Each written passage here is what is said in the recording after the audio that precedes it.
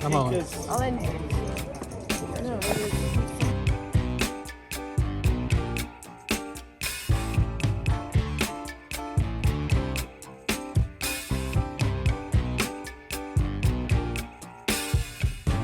I'm overheated,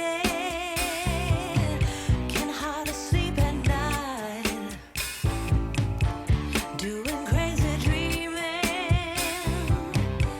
You're the reason why, hiding by the baby, losing my mind. Don't try to All right, we're back at Capital Casino playing in the 1-3 game, buying for $500. I've been totally card dead for the last hour and a half, haven't played a single hand. Finally, I looked down at ace-2 suited in the small blind. It's $15 to go, five-way action. We're going to the flop. Flop comes out, king, queen, 10, one diamond. So we got a gutter and a backdoor flush draw. It's checked around to the player on the button, and they decide to bet $25. Now, being card dead for a long time, you do a little crazy stuff. Calling here with a gutter and a backdoor draw, probably not the greatest idea with a bunch of other players left behind you. But I called the 25, and so did one other player in the cutoff.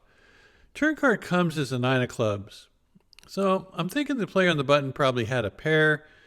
So I decided to test him out by betting $75. I do not recommend this play. This is a pretty donkey move. The player in the cutoff ends up folding, and now the player on the button tanks for a very long time. I'm thinking that he has either a pair or two pair and maybe a redraw to a flush, something like maybe a queen of clubs with a 10 or a 9 offsuit. Maybe he has the straight and he thinks I have the flush. Anyway, after a long tank, he finally puts in the call.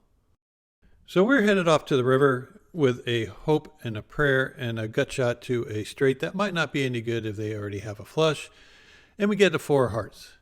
So we miss everything, which is pretty easy to do when you have basically nothing. And the question is, do we bluff at this? It's the only way we can win. Well, what size bluff we would use? Do I think I can get someone to fold a flush? No. So shoving would be ridiculous because he's only going to call with his flushes, right? Do we think we can get someone to fold straight? Possibly. 2 pair? Probably. So I made my bet sizing 160 just because I figured that will be able to fold out all the 2 pair hands, maybe a pair and a flush draw hands. Maybe it might get someone to fold a straight, but in no way am I going to be getting someone with a flush to fold because basically everyone with a flush is going to be calling. My opponent goes in the tank for quite some time, and he was talking to me, and I did mention, were you trying to figure out your blockers or something? And then he turns over the 8 deuce of clubs. So at this point, I know he's going to call because my bet sizing was to get 2 pair to fold. And there's no way that he's going to fold a flush, even though it's 8 high, to a bet of $160. But he tanks for a very long time, and I'm going to fast forward, and he does end up making the call. It's always a little frustrating folding for an hour and a half, finding a hand that's semi-playable, and then donking off a bunch of chips to the player sitting next to you.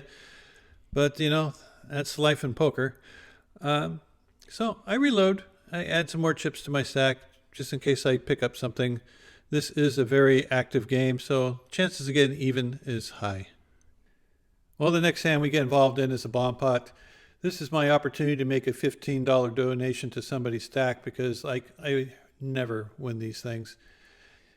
We take a peek down at the king of clubs. I'm in the cutoff. I figure let's wait to see the flop. Maybe I'll take a peek at the other cards if it's necessary. Flop comes out 10-9-5. Rainbow. Well, I'm not sure what my other card is, but I figure the best I can have right now is a pair of kings and in a bomb pot with 8 other players. I'm not really excited about betting that, so I decided to check. Turn card comes as a king. All right, this thing's getting interesting now. Well, I know I got at least top pair at this point. Player bets out $50. He seems kind of happy to do that, and maybe he made a hand like 2 pair or something. I peeked down, and I got king 10. I got top 2. My opponent who led out has a very large stack, and he has probably $1,200-$1,300 in his stack. And this is where normally I would just go ahead and put in a raise and see if we can build a pot. Unfortunately, he's also very cautious when he plays against me, as you shall see later. And I think that if I was to put in a raise at this point, he might fold his weaker two pair hands. Whereas if we can get a blank on the end, I am sure he'll put in a healthy bet because I didn't raise him. And then I can get value on the end from his bigger hands. I'm not really fearful of the other players because I'm on the cutoff. All the blinds already checked twice. So I think this is going to be a good heads-up situation where I'm going to have my opponent betting into me. So I go ahead and just make the call. And of course, the player on the button decides to make the call also. And I'm kicking myself. You dummy. Just raise the freaking hand, get everyone else out, get value from the player who has two pair, and then go to the river while you're way ahead. Now I let someone in who could be drawing to beat me. Doug. What are you thinking? Anyway, we go 3 ways to a river with 285 in, and we see, you guessed it, the Queen of Spades. Well, at least it's not the Queen of Hearts. That would have been the worst card, right? The Queen of Spades, pretty bad. My opponent, who was leading before, now quickly checks. It looks like he had two pair. I, of course, check, and the opponent behind me jams all in for like $316. So my opponent at the other end of the table, he mucks his hand very frustratingly, and I'm thinking to myself, you know what? I don't think that guy has anything. I think he's just representing the straight, and I'm looking at him trying to get a read, and I got a read that he is weak. So I think this is a pretty easy call in this situation. So maybe my bad play is going to make me earn an extra $300. We'll see. I flip in the chip. He rolls over pocket fours. Anyway, my king 10 was good. We win the pot by playing it bad. All right, we're even and a little bit ahead.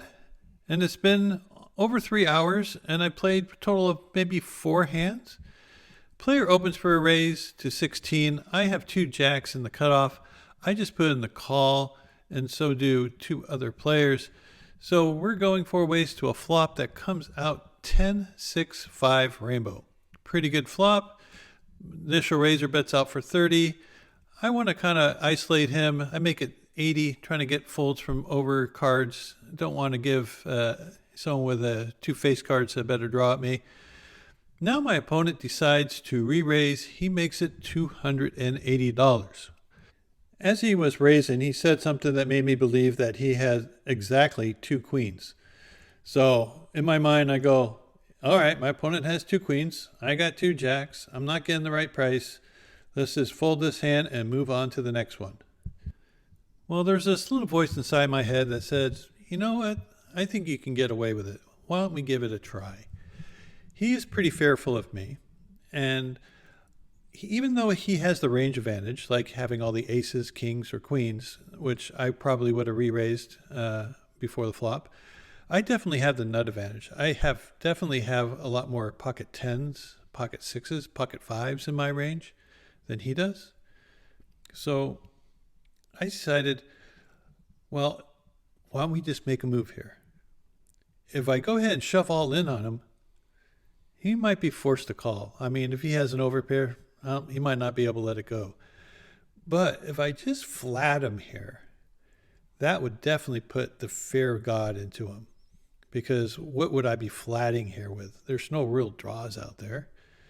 So I go ahead and I put in the call for the $200. Now my thinking is, if he's really scared, he's going to check it to me and I'm going to bomb it.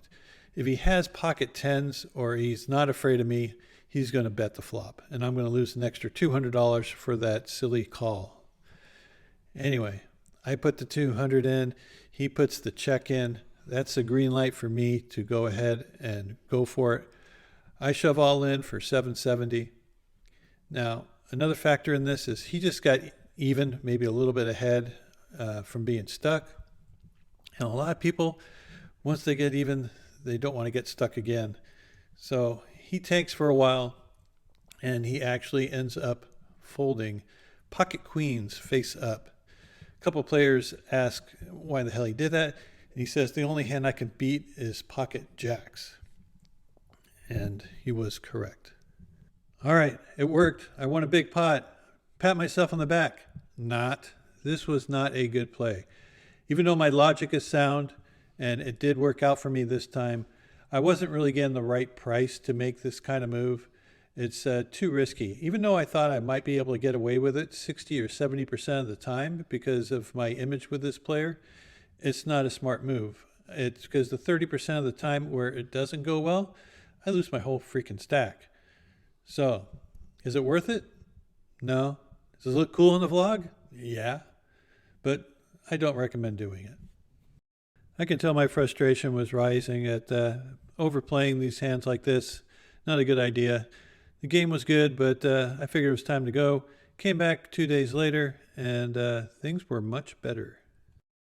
All right, first hand we get involved in day 2. We're up about $40 right now. We got Jack 10 suited in the big blind. Very aggressive player with a very deep stack. This game is playing extremely deep in a lot of spots. Probably have about 14,000 on the table. Flop comes out 8-6-3 with 2 spades. I check it, the player next to me checks it, and the original raiser now bets out for $65. I think he would definitely be doing this with most of his range, especially if his range contains a lot of overpairs and maybe hands like ace-king. Well, I got 2 overcards, a flush draw, and a kind of a backdoor straight draw. I'm definitely going to make the call, and we go heads up to a turn card of a 5 of spades, which is a great card, of course. And this is where I make a mistake. I ended up checking this. I figure if I missed, this would be a good spot to start bluffing with, and I should probably do the same when I make my hand. Anyway, he checks it back, and we get a king of hearts on the river. Now I have to go get value. This is a good card. If he had a hand like ace-king, I think he's going to be paying me off. My bet of $150 could look bluffy enough. Maybe I am betting a weaker hand, maybe some sort of misdraw. Anyway, he tanks for a while and then finally puts in the call. Well, I show my hand. He says, it's good. You got a flush. And I go, yeah, I got a flush. And he mucks his hand. So I think he had something pretty good there. A short time later, I'm in the small blind with 2 kings. Player opens for 15. A player called 15. I make it 60. Kind of on the small side. Big blind calls, and so do the other 2 players. So we're going to go 4 ways to this flop with 240 in the center. Flop comes out queen 7-3 with 2 hearts. Really good flop for my hand. I got an overpair. I'll get action from someone with a queen and from someone with a draw. So 240 in the pot. I decided to bet $110 here, a little less than half the pot. The player that was in the big blind calls rather quickly. Now he cold called a $60 bet, and now he's calling with 2 players left to act behind him, thinking he might have a very strong hand, maybe something like ace-queen, maybe a nut flush draw like ace-jack of hearts, ace-10 of hearts. The under-the-gun player also thinks for a while and also decides to put in the call. So we go 3 ways to a turn card of a jack of hearts. Not a very good card. Now all the flush draws are beating me. Hands like queen jack are beating me. And I got 2 kings. I do have the redraw to a heart if a king of hearts is any good. I'm kind of worried about the player in the big blind, so I decided to put in a check. He also checks, which makes me feel a lot better about my hand because I figure he is most likely to have a flush. The initial raiser now decides to bet, and he ends up betting $300. So when he called on the flop, I was thinking that he had a queen, and now that he's betting this, I think maybe he has a hand like ace-queen with the ace of hearts redraw.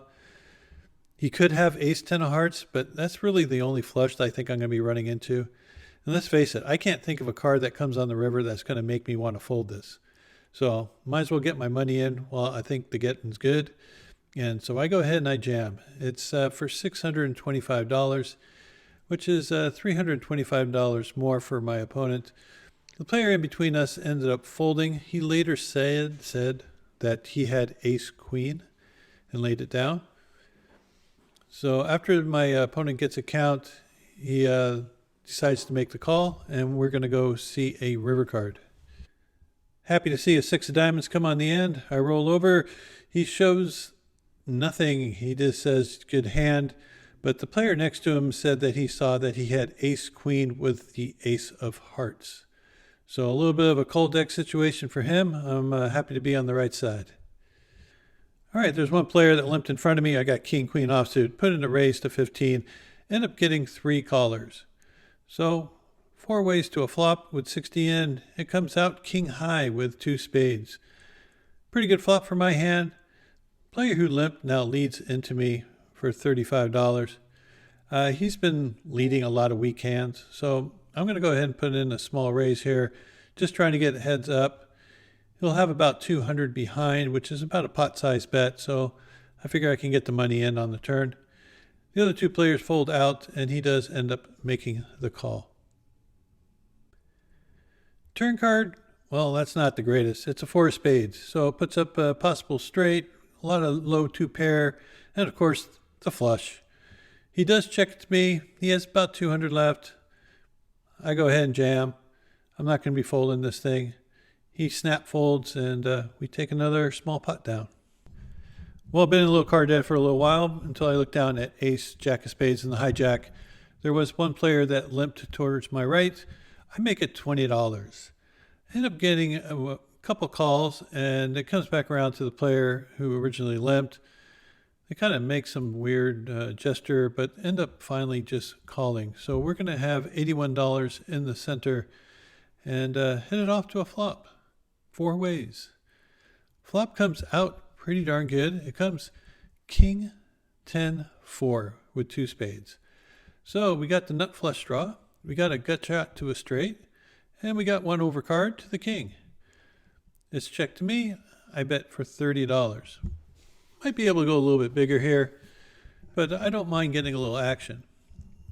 The player on the button now puts in a small raise to make it $75. Now, this usually indicates a hand like king, queen, maybe king, jack, trying to figure out whether their top pair is any good. They have about $300 left in their stack. If I put in the call here for another $40, I'll make it $225-ish. Well, I figure why give them any equity whatsoever? So I just go ahead and jam. If he folds, I'm happy. I went a hand with ace high. If he calls, I think I have enough equity to outdraw him most of the time. So I'm indifferent about what he does. I'm happy either way. He thinks about it for a while and just decides to let it go. This game is sure easy when you're running good. There is a $6 straddle on this hand. I'm in the big blind with pocket sixes. I limp along with 5 other players. So we have a 6-way flop going on here. And it comes out king 8-6. What a dream flop. So, oh, wow. The player to my right, the small blind, leads out for $15. I'm just going to put in the call. He has a very large stack, and that's what I'm shooting for. Other player calls behind, so it's going to be the 3 of us to see a turn card, which comes up a queen of spades. Not the greatest card in the world because it does put up a possible flush draw. My opponent leads at me again for $35. Okay, he led into 2 people. He led into the field on the flop and 2 people on the turn.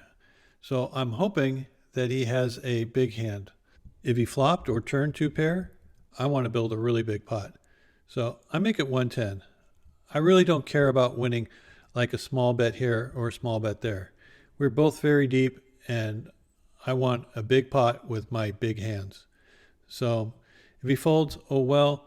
If he plays, yeah, it's going to get big. It's going to be a very large bet on the river, maybe an overbet. Anyway, he thinks for some time, and he decides to let it go. So it kind of hurts a little bit that I didn't get more action on this, but I think his hand is capped at 1 pair, and I wasn't going to win much more either way. After this hand, a couple of the big stacks ended up leaving and replaced with some smaller stacks. Wasn't too interested in playing with a bunch of small stacks, so I decided to cash out and call it a day. Well, lately at Capital, the games have been very good and very deep, and you can make a lot or you can lose a lot. That first day, I did not have anything to play, but it does show the importance of just folding hands because I didn't get buried, and I was very happy about that. I did get caught bluffing. I got away with a bluff, and I caught a bluff. Those are the three big hands of the entire day. I think I played maybe 5 or 6 hands all day long. The second day, on the other hand, everything just went right. I caught a lot of cards. The hands I played all stood up. I didn't really get into any tough spots. I mean, there might have been 5 or 6 hands where I saw a flop and just folded because I missed completely. But all the ones I went past the flop on, I think I won. I mean, it's ridiculous. Running good makes you play great, right? Because the cards bail you out. I was on the right side of that cooler, the player that had ace queen with the nut flush draw. And now I feel for him. He's in a tough spot. I just happened to get lucky enough that he missed everything.